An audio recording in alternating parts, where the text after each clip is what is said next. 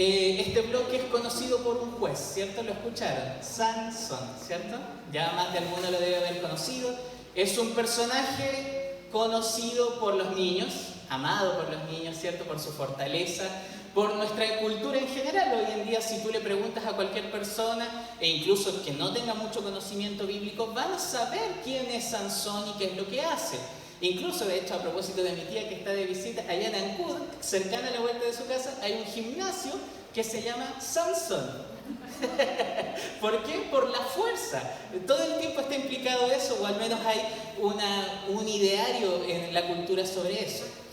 Si bien es la persona que más se nombra en este relato, no es la figura principal. ¿Ya? Recordemos que la Escritura tiene como propósito revelar a Dios, revelar su carácter y revelar su obra. Por lo tanto, el personaje principal o la persona principal no es necesariamente Sansón, es Dios. Él es la persona principal en relación a todo este texto y los capítulos que hemos leído. Ahora, el libro de los jueces nos muestra la historia de Dios con su pueblo. En este caso, Israel sigue en uno de los periodos más rebeldes de toda su historia, como lo hemos revisado en toda esta serie, ¿cierto? De hecho, es curioso cómo vuelve a comenzar el capítulo 13, en el versículo 1, porque dice: volvieron a hacer lo malo ante los ojos de Jehová. No es la primera vez que escuchamos esto, ¿cierto? ¿Alguno se acordará quizás qué número de veces está repitiendo esto? 5, 4, 6. Esta es la 7ª vez que está siendo repetido esta misma oración. Volvieron a hacer lo malo ante los ojos de Jehová. Y el número 7 para el pueblo hebreo siempre significaba la plenitud, la completitud de algo. Algo que está completo. Pero ojo, lo que se está completando: la maldad del pueblo de Dios. Y aquí vemos un ciclo completo de la maldad del pueblo de Dios. Y de aquí en adelante esta frase no se va a repetir con esta misma fórmula, sino que va a tener ahora otra fórmula que va a decir: cada uno hacía lo que bien le parecía, que era el subtítulo de nuestra serie, ¿cierto? No obstante, la frase en el hebreo tiene una idea muy similar a la anterior, porque dice: cada uno hacía lo que le parecía recto a sus ojos. ¿Ven que la idea de los ojos todavía está permanente en el resto de los capítulos que vamos a leer? De hecho, la próxima semana vamos a tener nuestro último sermón sobre el libro de Jueces. Y vamos a ver qué significa esa frase en su final. Ahora, ambas frases nos señalan un punto importante. Ante sus ojos, los humanos creen que hacen las cosas bien, que hacen lo que les parece bien. Pero ante los ojos de Dios pueden ser cosas malas. Siempre importa la perspectiva divina de las cosas. Y esto nos advierte que el pecado no es algo que meramente ocurre en mi conciencia, no es algo que se hace según mis estándares o según la cultura. El pecado objetivamente es ir contra la voluntad de Dios. Y eso está de pleno en toda la Escritura. Además, esta sección que acabamos de ver nos muestra lo fácil que podemos engañarnos con el pecado. Lo fácil que es. Porque podemos pensar que estamos haciendo las cosas bien a nuestros ojos. Pero la realidad se muestra cuando nos contrastamos con la Escritura, cuando nos comparamos con la Escritura. Ahí es donde nosotros vemos que no damos el ancho. En buen chileno, nos damos el ancho y necesitamos un Salvador. Si esa ha sido tu lectura durante el libro de los jueces, vas bien encaminado, porque necesitamos un Salvador. Amén. Y ese es Jesucristo, del cual cantamos recién en nuestro culto. Ahora, Sansón es el último juez nombrado en el libro de los jueces. El libro de Samuel, que es el que le continúa después a esto, va a nombrar a otros 2 jueces, a Elí y el mismo Samuel, que son previos a un nuevo gobierno, a la monarquía, con David, Salomón y todas las personas. Pero los últimos jueces mayores que han sido nombrados, que son Gedeón, Jefté y ahora Sansón, revelan que ellos dedicaron su vida imperfectamente para liberar a Israel. Son líderes imperfectos, son débiles, orgullosos y desobedientes al Señor. A pesar de la decadencia del pueblo de Dios y de sus líderes, el Señor siempre lleva a cabo sus grandes actos maravillosos, sus actos de salvación. Con Sansón no será diferente, pero quiero que vean este detalle. Se está terminando un ciclo. Él, Sansón, es el peor de los jueces. A veces no decimos ese detalle con los niños, ¿no? Sansón es el peor de los jueces. Recuerden que la estructura de maldad va en aumento, es como si fuese una espiral, y en la última vuelta, órbita de esa espiral está Sansón, como un mal juez, como el peor de los jueces. De hecho, es el último juez que tiene una vida completamente opuesta al primer juez. No sé si se acuerdan su nombre, Otoniel. Otoniel tenía una vida piadosa en comparación a Sansón.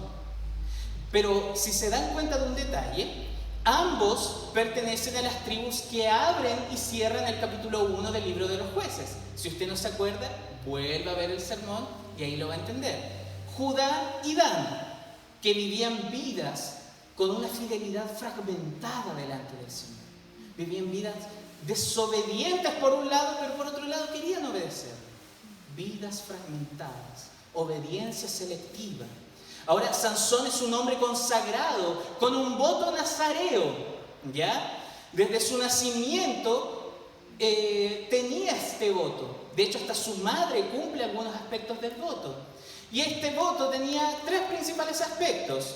No cortarse el cabello, ¿ya? Probablemente Sansón tenía como una melena, de ahí lo de las guedejas, porque tenía así como las melenas de los leones, ¿ya? Entonces ahí como que se hacían como unas trenzas. No beber producto de la vid, ¿ya? ¿Saben qué es lo que produce la vid? Uvas y vino, ¿cierto? Vino. No debía beber eso.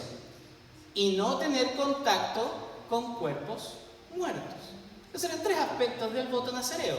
Ahora, ¿cuál era el propósito del voto nazareo? Era pedir la ayuda de Dios durante un tiempo de gran importancia. Y era una señal de que estabas buscando a Dios. Podía ser incluso un voto temporal, no necesariamente pasar toda tu vida. Pero Sansón sí, en este caso, era dedicado toda su vida con ese voto. Lamentablemente, la vida de Sansón en estos capítulos que mis hermanos acaban de leer evidencian que él, Sansón, quebrantó todos y cada uno de los aspectos de su voto. No sé si se dieron cuenta mientras leíamos. Este ciclo de los jueces tiene una forma de espiral, como les decía. Cada vez el pueblo es peor, el juez es peor en cada ocasión que vamos leyendo este libro. Aún así, Dios es fiel, aun cuando nosotros somos infieles. Eso es lo que nos dice su palabra. Dios está presente en más de una ocasión en el relato, mostrando su fidelidad. Ahora, el libro de Jueces muestra un pueblo pecador, líderes ambiguos, que ni fu ni fa, que entre que obedecen y no obedecen, pero muestra un Dios fiel, que genera incomodidad en el lector. Cuando tú lees el libro de los Jueces, tú debes leer qué está pasando aquí. Te debe generar incomodidad. Y esa incomodidad te la va a generar el Señor. Porque lo curioso, y que a veces nosotros tenemos malas lecturas sobre este libro de los jueces, porque nosotros pensamos, nosotros tenemos que ser igual a los jueces. No, todo lo contrario. El libro está hecho para que nosotros no imitemos a ninguno de estos jueces. A ninguno. Porque nuestra única esperanza está en el Salvador Jesús, que más adelante vendrá. Ahora Israel se acomodó a su época. Se hizo igual a los filisteos. No tenían arrepentimiento y se volvieron insensibles ante el mal. Y así ellos descuidaron su llamado de ser de bendición a todas las familias de la tierra, como había sido señalado en Génesis 12, como lo vimos en el estudio de misiones el día miércoles. Para los que estaban presentes, ahí entenderán la referencia.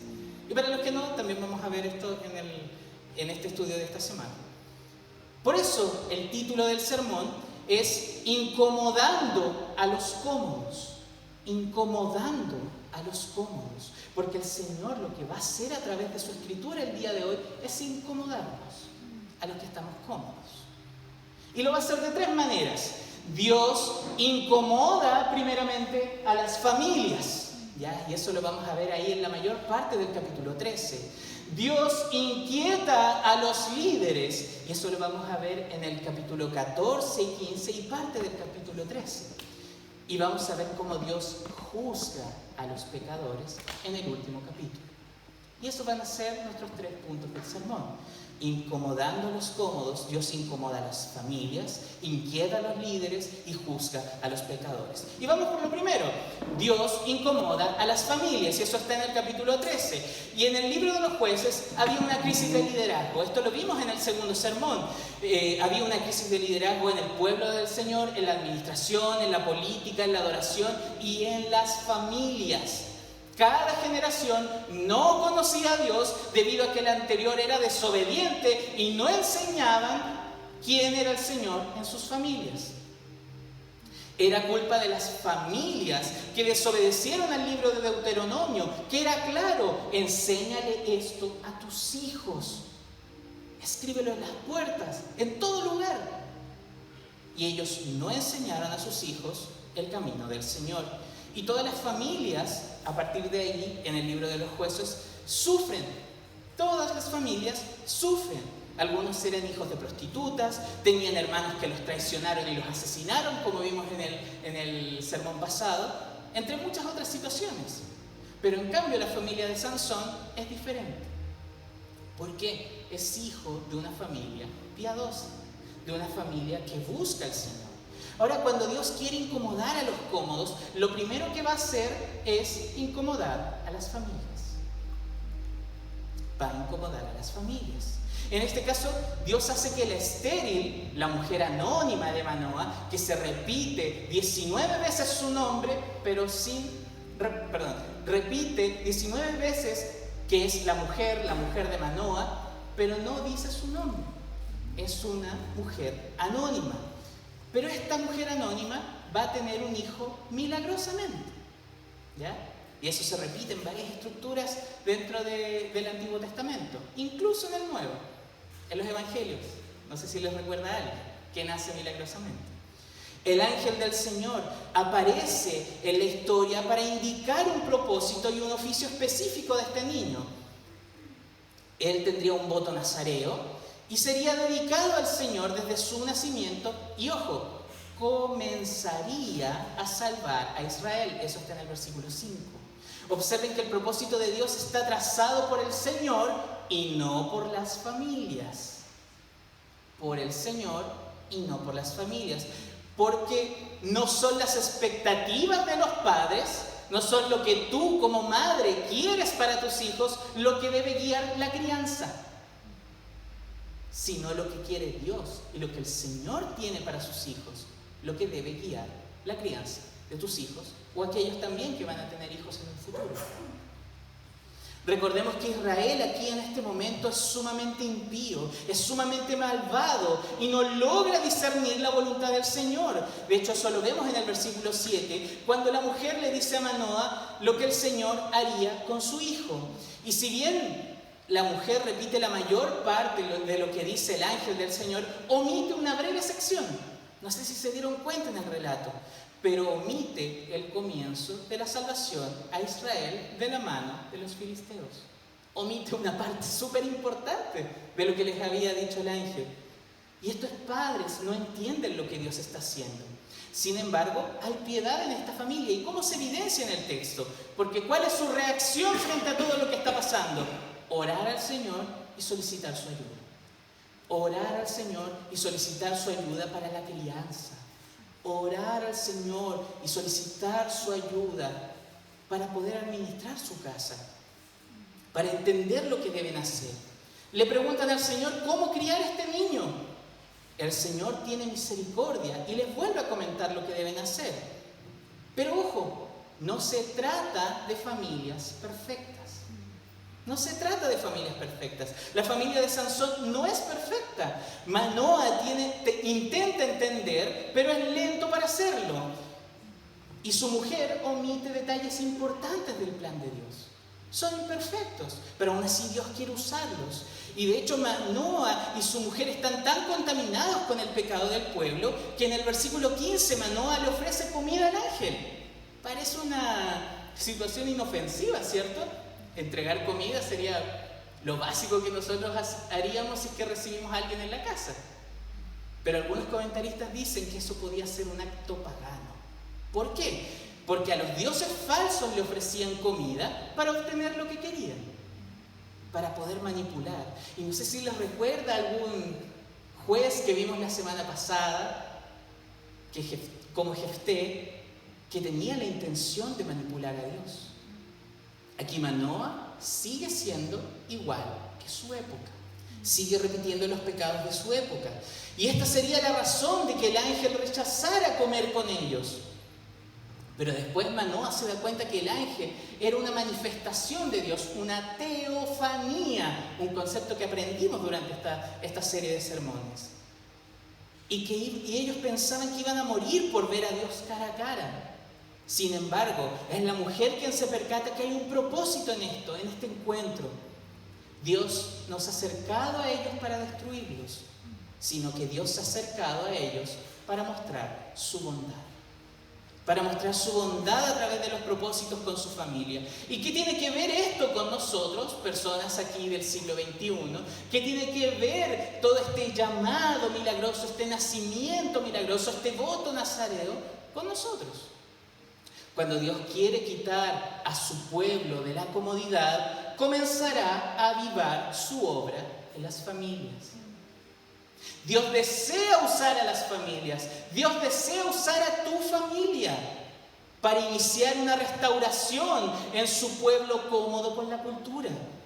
Entonces el llamado para las familias el día de hoy es que debemos conocer a Dios y su carácter.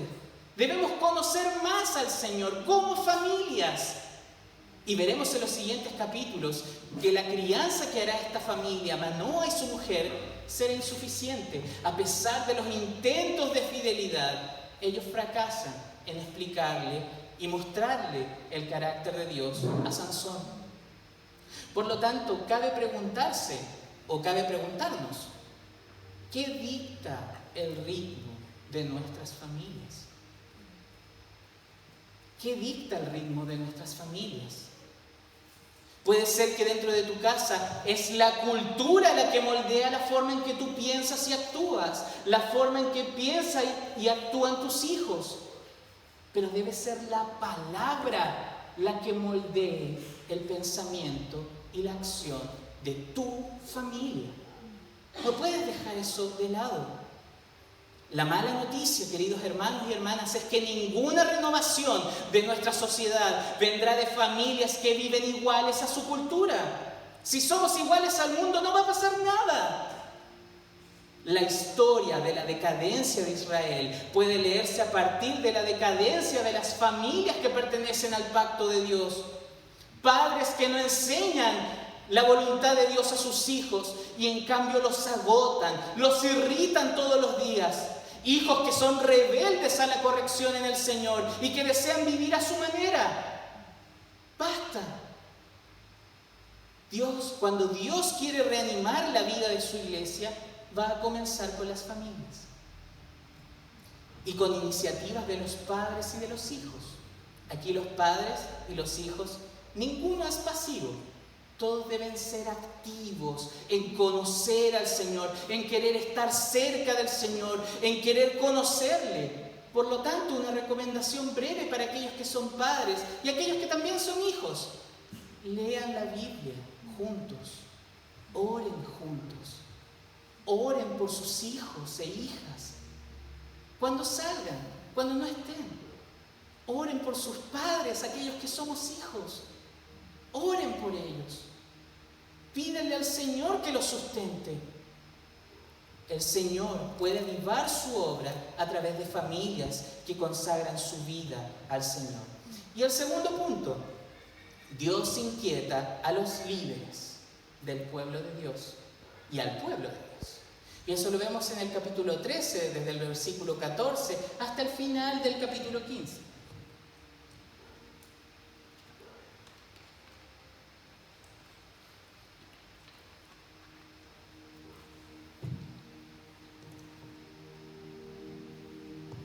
Sansón nace, ¿cierto? Y el Señor lo bendice.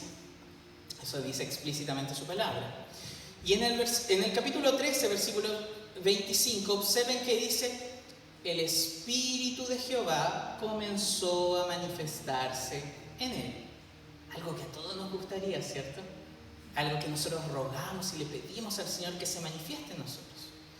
Pero personalmente, cuando leía este texto en el hebreo, me pareció que la Reina Valera hace una traducción un tanto tímida de lo que el Señor está diciendo aquí en su palabra. Y busqué otras versiones y casi ninguna me convencía de lo que realmente dice. Porque en el hebreo literalmente lo que dice es que el Espíritu de Jehová lo perturbó o quebrantó. Y esa palabra, perturbar, quebrantar, era una palabra comúnmente que se usaba para cuando uno da golpecitos o cuando uno toca una puerta.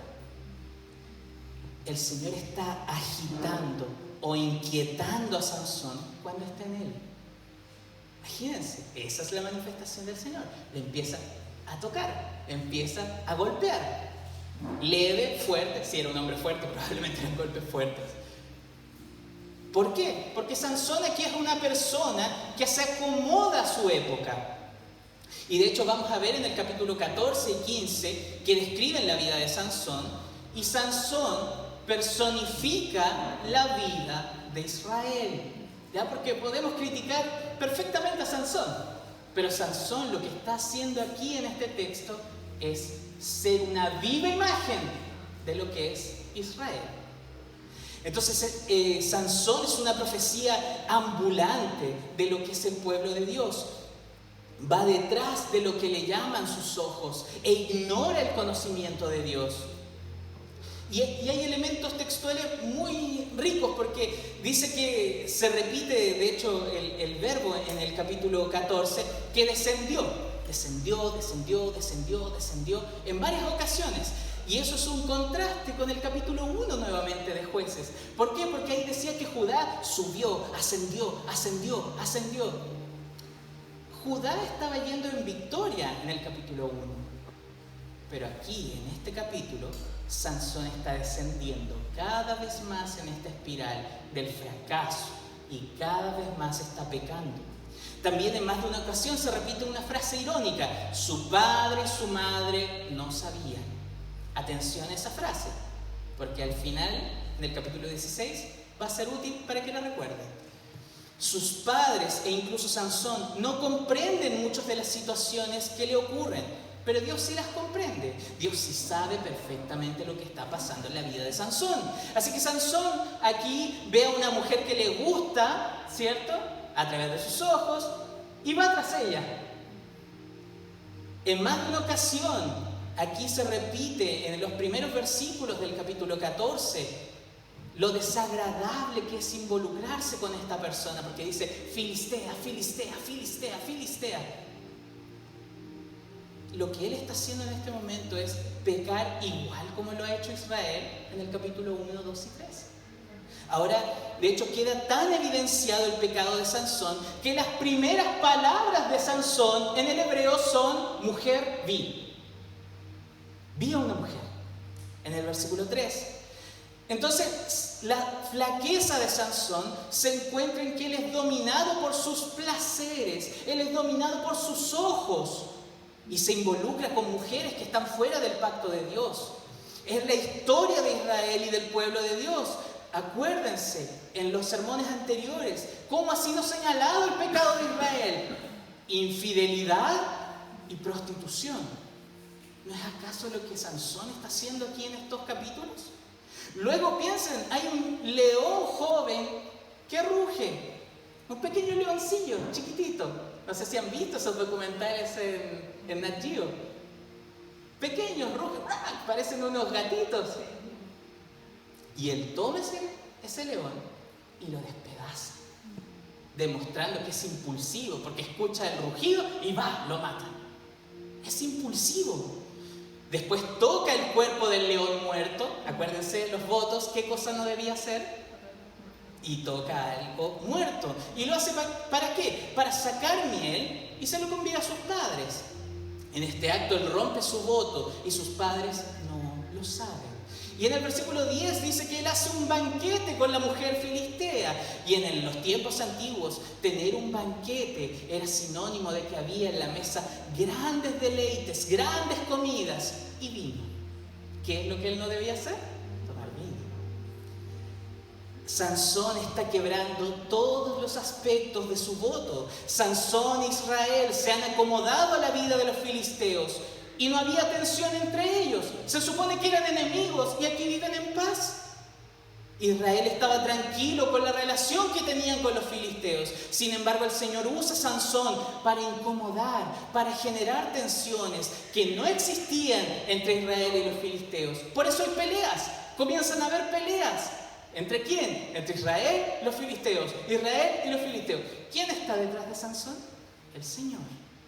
Y lo está haciendo para que haya un conflicto entre el mundo y el pueblo de Dios. ¿Por qué? Porque ellos ya estaban asimilados. Eran iguales, no había ninguna diferencia. Entonces Sansón pelea aquí con los filisteos y él, queriendo ser sabio, hace enigmas, hace como proverbios, pero termina vencido por las presiones de las mujeres. Hay una mujer ahí que le insiste y le insiste. Él pensaba que era sabio, pero se vuelve necio. La mujer con la que supuestamente se había casado, el padre ahora la entrega a un filisteo, a un compañero, a un amigo. Y en venganza, ¿qué hace Sansón, el impulsivo? Toma 300 zorras pequeñas, las ata cada una a sus colas, les coloca unas antorchas encima y las lanza ahí en los campos de los filisteos para quemar todos sus campos. Imagínense, las zorras son esos pequeños animalitos que andan ahí y quieren comer y destrozar. Y más encima ahora hay un gran incendio provocado por este juez.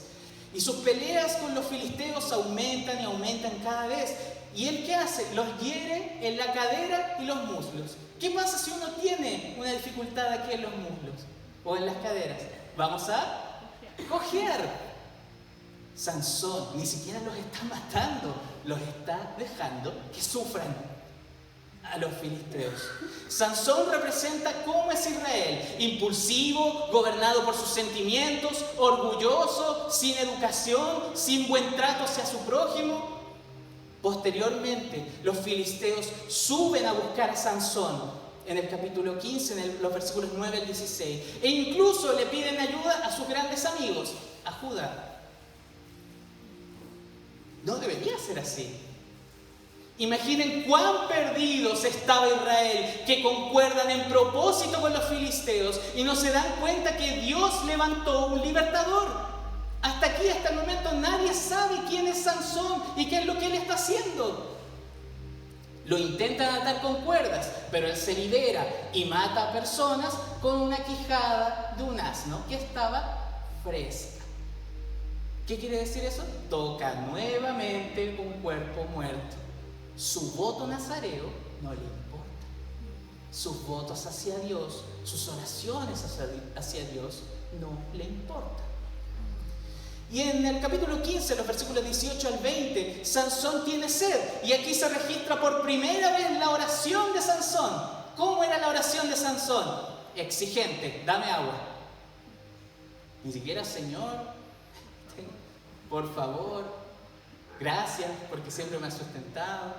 No, él es exigente, es arrogante, pero aún así Dios tiene misericordia de Sansón y le responde su oración.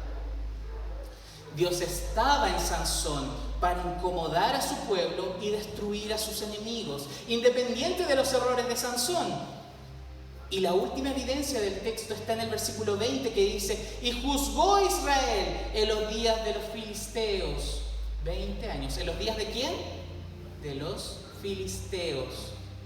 Aunque ha ejecutado actos de liberación, sigue siendo el día de los filisteos y no el día del Señor. Hay una liberación parcial, hay un trabajo incompleto de parte de Sansón. ¿Y qué tiene que ver la vida de una persona fuerte, de una persona arrogante, del Espíritu de Dios golpeando a esta persona? ¿Qué tiene que ver con nosotros? Cuando nuestro contexto es tan cómodo para nosotros y las personas a nuestro alrededor no logran diferenciar entre creyentes y no creyentes, Dios va a inquietar a los líderes de su iglesia y a su iglesia. Dios los va a inquietar. Dios nos va a inquietar.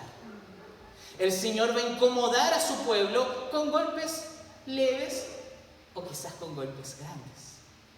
Porque el pueblo de Dios debe saber que es diferente al mundo. El Espíritu de Dios, noten esto en Gálatas, en el Nuevo Testamento. El Espíritu de Dios produce un fruto, pero la carne, ¿qué produce? Obras. No sé si han notado ese contraste ahí en Gálatas 5. Léanlo ahí en su casa después. Un contraste en donde Dios produce un fruto, pero la carne produce obras. Por lo tanto, la iglesia y el mundo no deben ser iguales por esencia. La iglesia debe ser diferente y debe vivir el fruto del Espíritu en gozo, paz, paciencia, benignidad, bondad, fe, mansedumbre, templanza.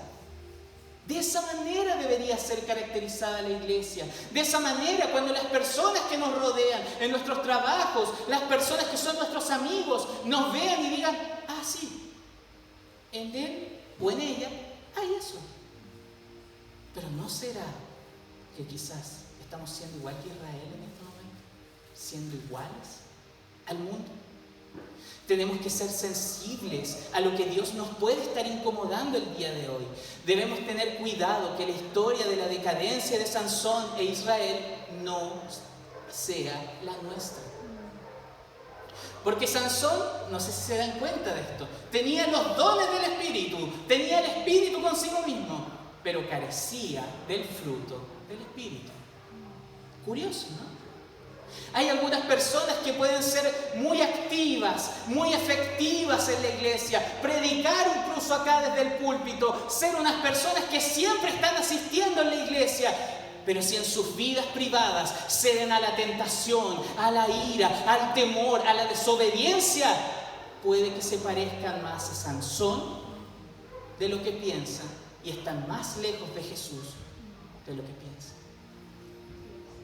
No debemos volvernos iguales al mundo, actuando por impulsos y sentimientos como Sansón. El corazón y las intenciones del pueblo de Dios deben estar dirigidas hacia Dios y hacia su voluntad.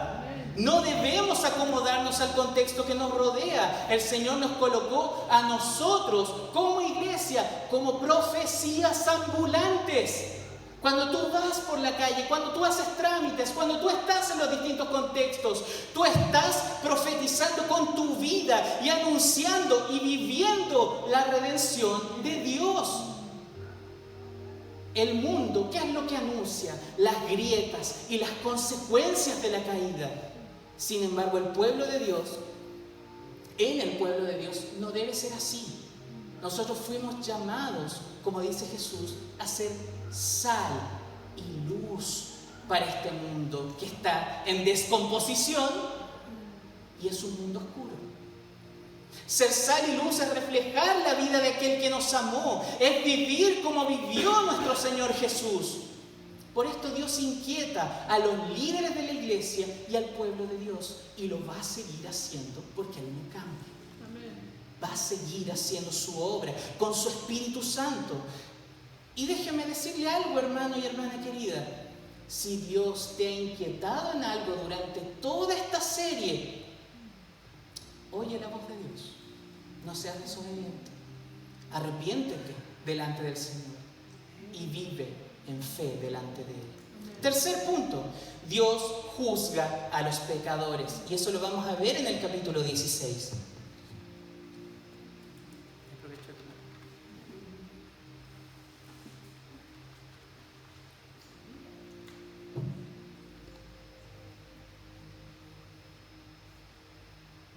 Sansón ahora intensifica el patrón pecaminoso en el capítulo 16, en los versículos 1 al 3, porque él aquí va detrás de una prostituta.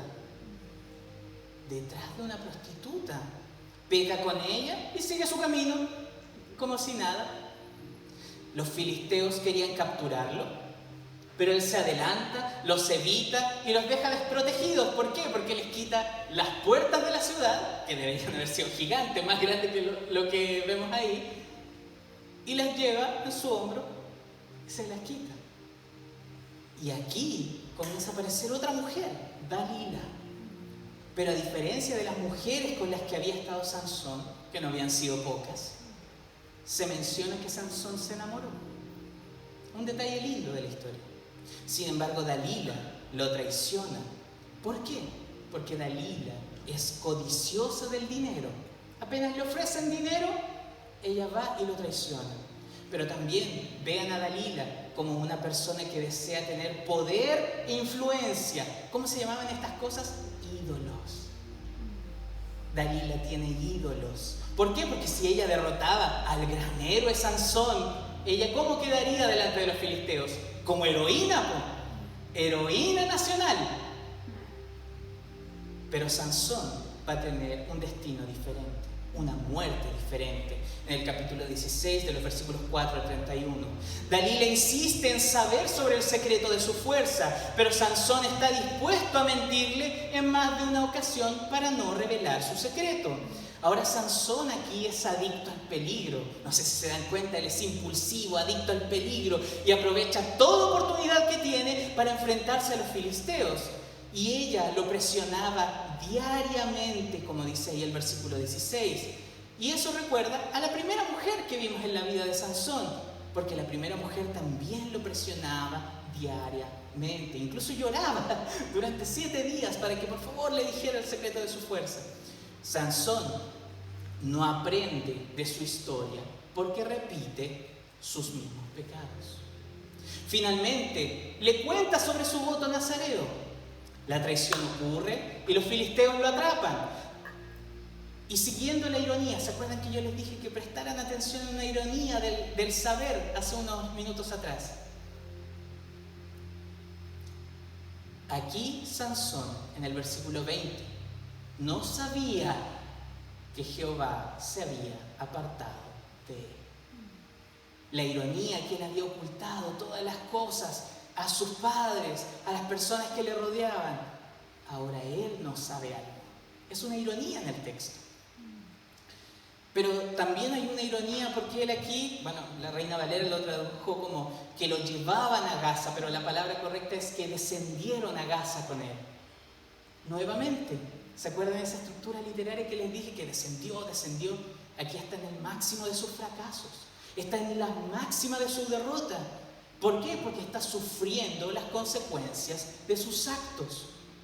Además, queda ciego, le quitan sus ojos, aquellos ojos por los cuales él se iba detrás, pero aquí son quitados.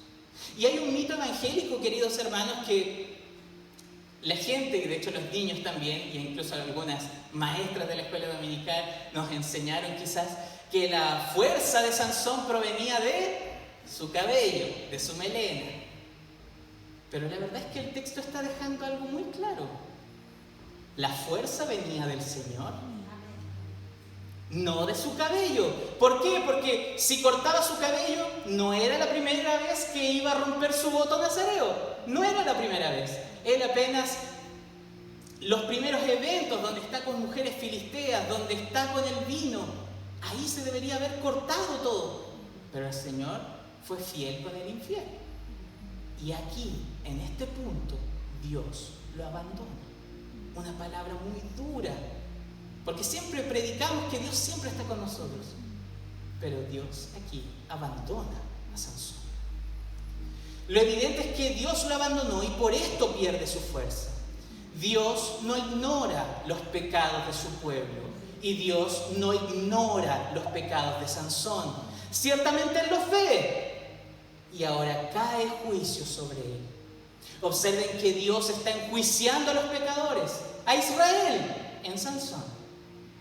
La relación que Israel había establecido con sus vecinos, ¿cuál era? De prostitución e infidelidad a Dios. ¿Y qué hizo Sansón todos estos capítulos anteriores? Fue infiel y se prostituyó.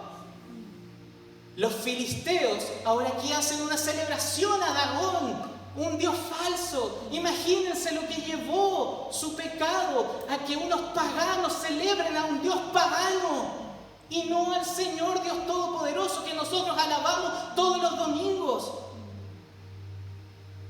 Y aquí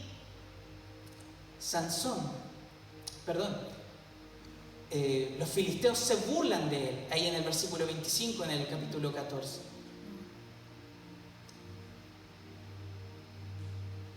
16. Y el texto dice que sirvió de juguete. Sirvió de juguete. Pero esa es una traducción para decir que los filisteos se reían de la humillación de Sansón. Se reían, se burlaban de lo que estaba pasando. En este momento Sansón pide ayuda a un joven que estaba ahí, que guía su mano hacia las columnas, porque él no podía ver. Y aquí hace una segunda oración, la segunda oración que está descrita de Sansón. Y mi consideración, no sé si usted ha visto que en el libro de Hebreos se nombra a los héroes de la fe. Y uno de ellos es Sansón, curiosamente. De todo lo que hemos visto, nada podría dar un fundamento para que él sea un héroe. Mi consideración es que aquí, en este momento, él sí tiene fe. Fe en Dios, como lo describe Hebreos. Porque su oración fue la siguiente: Señor Jehová, acuérdate ahora de mí y fortaléceme, te ruego solamente esta vez, oh Dios, para que de una vez tome venganza de los filisteos por mis dos ojos. Algunos podrían decir que meramente era un deseo de venganza, pero hay algunos elementos en el texto que son plenamente importantes y quiero que los veamos aquí. En primer lugar, reconoce a Dios como soberano. Incluso lo llama Adonai, reconociendo la relación que tiene Dios con su pueblo, aquel pacto antiguo que había sido establecido, donde Dios se había determinado a amar a este pueblo. Y en segundo lugar, aquí ya no está haciendo una exigencia. ¿Qué es lo que está diciendo él? Te ruego. Y en tercer lugar, ejerce su fe al decir, acuérdate de mí. Cada vez que lean esas palabras, acuérdate de mí en la Escritura. Son palabras del pacto, son palabras del libro del Éxodo, de Números y Deuteronomio, donde la relación de Dios con su pueblo está patente, donde Dios se acuerda de aquellos que se arrepienten de sus actos pasados y reconoce que Dios incluso podía ignorarlo por su insensatez y su falta de sabiduría. Sin embargo, con fe le pide a Dios, acuérdate de mí, acuérdate. En cuarto lugar, reconoce que su fuerza no venía de su voto, no venía de su cabello, porque faltaba todavía para que le crezca, aunque hay un detalle en el texto que dice que estaba creciendo su pelo. Tampoco venía de sus padres, sino de Dios. Sansón por primera vez está reconociendo que depende solo de la gracia de Dios y no de sus méritos propios. El Señor Dios Todopoderoso, ¿qué hace frente a esta oración? Oye su oración y le responde otorgando fuerzas nuevamente. Entonces, ¿qué hace Sansón? Derrumba las dos columnas y mata ¿a quiénes? Los jefes de los filisteos, la estatua de un dios falso y 3.000 personas más que estaban viendo cómo se burlaban de Sansón. Dios trae juicio a los pecadores. Y eso se evidencia aquí. ¿Qué tiene que ver toda esta situación con Dalila, esta destrucción de un templo? Con nosotros. Dios no es ciego delante de nuestros pecados. Dios no es ciego delante de tus pecados, delante de mis pecados. No es ciego. Aun cuando tú pienses que lo haces a ocultas, el Señor lo ve. Pero ciertamente Él es paciente. Él es paciente. Pero igual de verdadero que lo anterior, Él traerá juicios sobre los pecados de las personas que no se arrepienten y adoran a ídolos falsos. Sansón vivió una vida como cualquier israelita de su época. Vivió con una desobediencia desatada porque seguía su corazón, sus gustos, su parecer, su voluntad. A Sansón no le importaba lo que Dios podía hacer o decir. Él vivía como quería. Dios, como el único y verdadero juez, juzgará todas nuestras obras. Y no te estoy diciendo un versículo del Antiguo Testamento, del Nuevo, Romanos 2, léanlo ahí. Las obras de Sansón reflejan un desprecio por Dios y un amor excesivo a sí mismo. Lo último que ven los ojos de Sansón antes de ser quitados de su cuerpo son las consecuencias de su desobediencia. No obstante, la historia no queda ahí. Lo último que él percibe, oye y sabe Sansón antes de su muerte es la fidelidad de Dios a sus promesas y una oración contestada. El arrepentimiento y la fe en Dios es lo único, queridos hermanos y hermanas, que nos habilitará a abrazar la gracia de Dios con temor y temblor. Hermanos, hermanas, aún hay tiempo. Arrepiéntete delante del Señor. Arrepiéntete de confiar en tus fuerzas, de vivir orgullosamente y de presentarte a Dios con exigencias. Arrepiéntete. Y en cambio, vive con una fe donde reconoces tu debilidad, donde reconoces tu dependencia, donde reconoces tu gratitud delante de Dios. No esperes ni un segundo más. Entrégate al Señor y reconócelo como el soberano y como aquel que establece una relación con su pueblo. El Señor, queridos hermanos y hermanas, nos ha amado a pesar de nosotros. A pesar de nosotros. Eso te debería hacer temblar, llorar en este momento, porque el Señor nos ha amado a pesar de nosotros. Confiemos en Él y vivamos como aquellos que algún día se encontrarán con Dios, porque ciertamente todos nos vamos a encontrar con Dios. Hay algunos que se arrodillarán crujiendo los dientes de rabia, de odio, porque están delante de un Dios que no quiere que vivan como tú quieres. Pero nuestras rodillas, las rodillas de aquellos que creemos en el Señor y esperamos en el Señor, temblarán de gratitud delante de aquel que nos ha salvado inmerecidamente. En el juicio, queridos hermanos y hermanas, los creyentes vamos a estar alegres. Alegres, porque solamente por su amor nosotros podremos estar delante de Él. Y para concluir, queridos hermanos, Dios, para reavivar su obra en medio nuestro, incomodará a las familias, inquietará a los líderes de la iglesia y a la iglesia, y juzgará a los pecadores.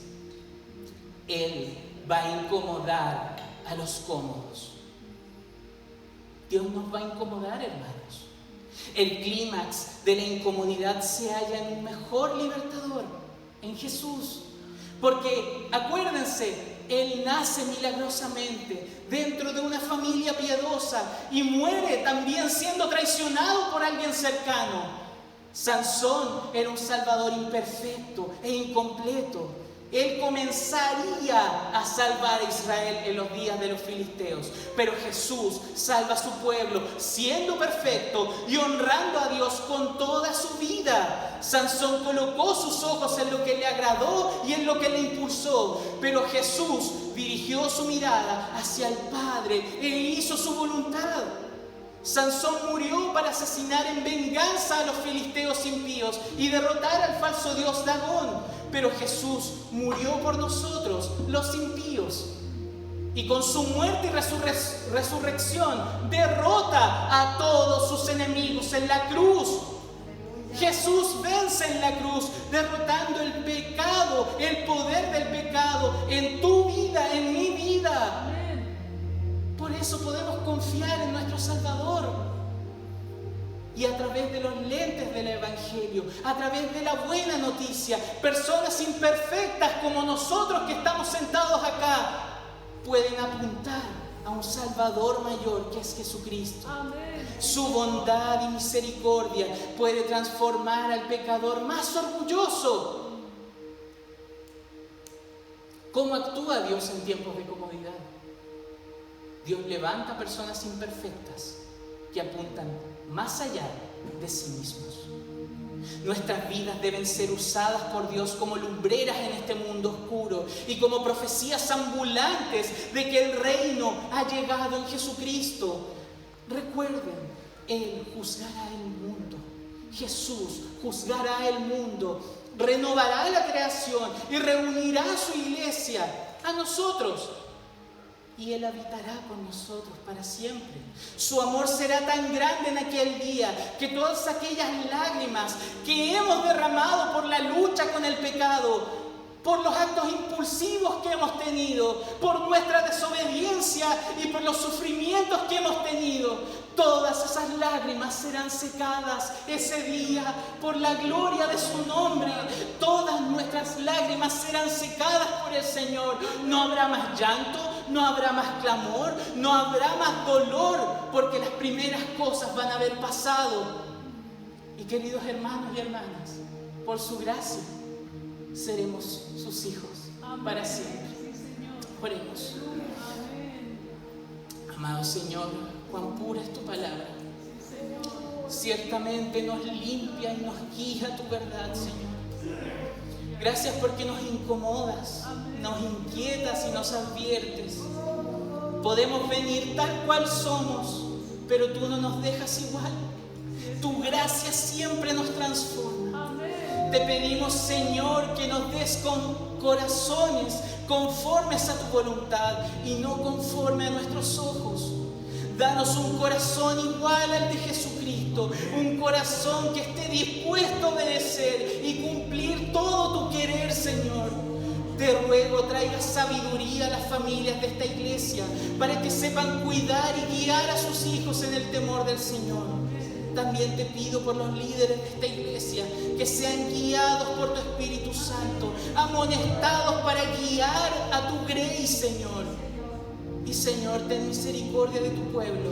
Dirige nuestra mirada hacia Cristo y que nuestro único deseo sea vivir para ti, Señor. Señor, haznos sensibles a tu voz, a tu palabra, y ayúdanos, Señor, a ser heraldos de tu reino y profecías ambulantes en los contextos que nos rodean. Que juntos, Señor, podamos anunciar la belleza de tu ser y la dulzura de disfrutar